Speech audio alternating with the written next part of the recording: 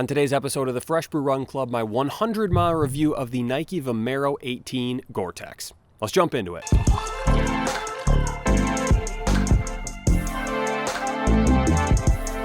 Welcome to the Fresh Brew Run Club. My name is Aaron, and today I am fired up. It is an absolutely beautiful day outside, and yes, I am outside today. My basement is an absolute mess in the middle of a little bit of a demo renovation project, so the Fresh Brew Run Club shoe review studio is outside. It couldn't be better weather, which is ironic considering this was my winter running shoe. The weather finally breaks, and I give my 100-mile review, but no complaints here. So for today's video, I'm going to do a quick breakdown of what these shoes are all about. I'm going to answer a couple questions that I had in my initial run video. I'm going to talk about the durability, and then finally, I'm going to give a review of these shoes for my proprietary 3-tier shoe review ratings system. So a quick high-level background on these shoes. I bought the Vomero 18s, like the regular version. I loved them. I've actually bought 2 pairs of those shoes.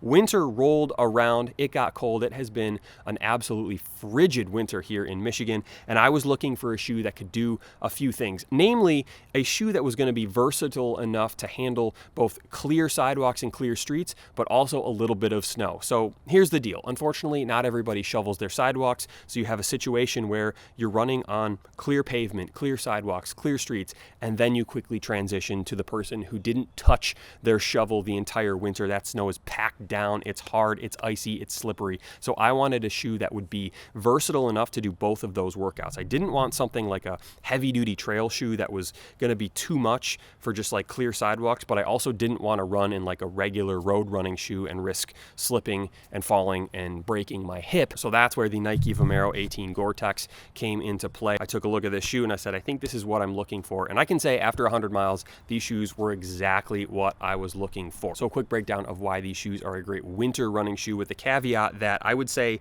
these probably are not good for like an inch of snow or more, like accumulated snow. Packed down snow is no problem, but if it was like an inch or 2 inches or even more than that, I probably would just bring a regular trail shoe out on the run. But for the most part, we just got like small little snow squalls that added like half an inch to an inch of snow on the ground. It was freezing. That's the sort of winter we've had here in Michigan, and I think these shoes are perfect for those types of conditions. So why are they perfect? Well, let's start with the outsole. So they have what Nike calls storm tread. It does have these like little cleats or little nubs on the bottom that are going to give you more traction both forward and backwards, so you're not slipping and sliding all over the place. It's definitely a thicker outsole. It's a more durable outsole. I'll get to that in a second, but definitely more durable compared to the regular Vomero 18 outsole, which is kind of flat, especially in that forefoot area where you're putting, a lot of pressure. It also has the regular midsole, so you have React-X foam on the bottom part and then ZoomX foam on the top.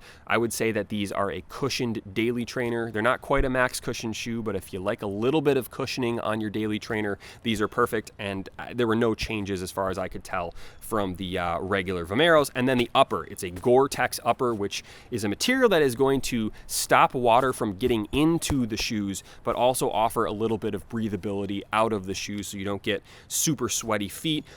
Definitely a much more serious upper, which kind of factored into one of my big questions about this shoe, which I'll touch on in a second, but definitely a thicker upper, a more durable upper, just a lot more to this upper. It's going to be tougher. It's going to handle those winter, cold, snowy type of conditions. And then you have some additional like all-weather features. The eyelets for the laces are a little more reinforced. I think the laces are actually a little bit thicker.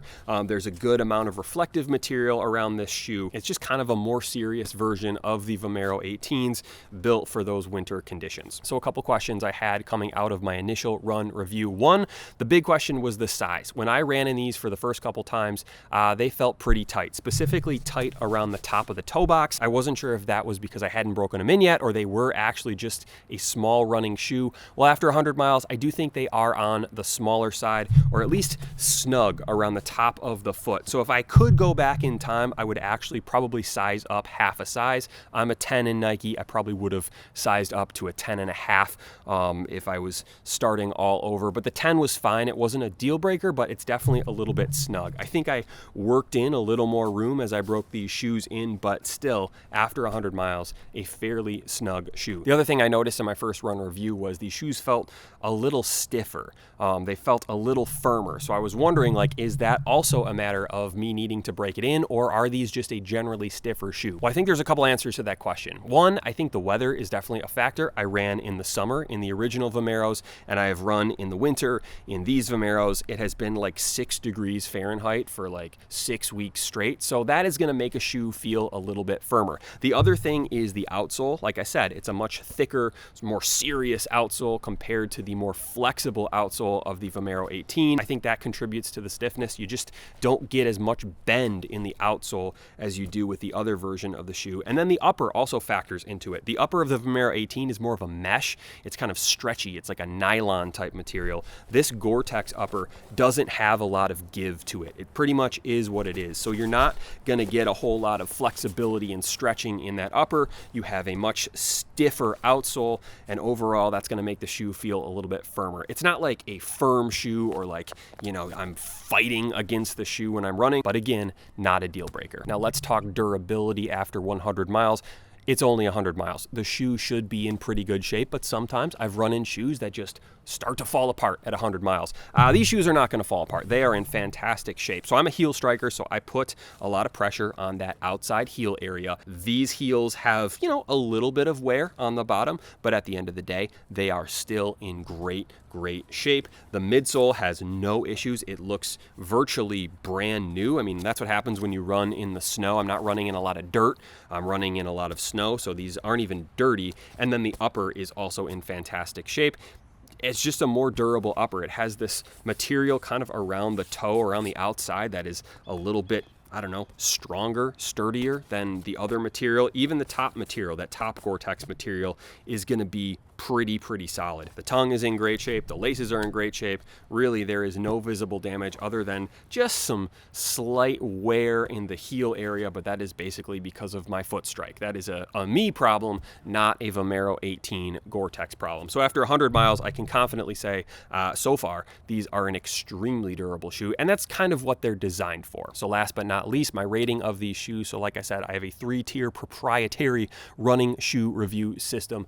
Trash 'em is the lowest, worst tier, and that means a shoe is so bad that I just stop running in them. I put them on the shelf, I throw them over the neighbor's fence and just get rid of these shoes. The next level up is keep them, which means I'm going to run in a pair of shoes as much as I can, 300, 350, 400 miles, and then I'm going to put them on the shelf and retire them because I've gotten as much use out of them as I can. And then finally, the highest tier of my proprietary system is buy them again, which means I'm going to run in a shoe as much as I can, and I liked them so much that I would buy another pair. So far, after just 100 miles, it's only 100 miles, but I think I can get a good sense of what these shoes are going to be.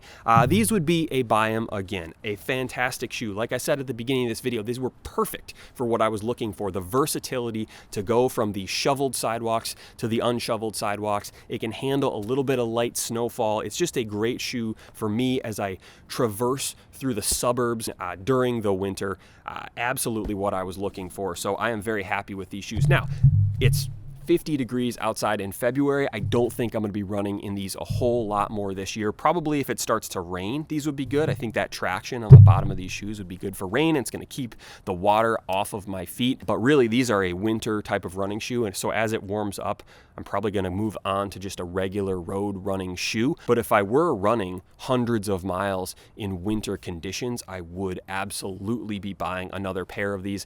Next year, I'll probably pick these back up when the weather gets bad. If they make a Vomero 19 Gore-Tex, and I like the Vomero 19s, I'll probably get the Vomero 19 Gore-Tex as well. So I might not actually be buying another pair of these, but that's really just because the weather is getting nicer and I don't need to worry too much about those unshoveled sidewalks.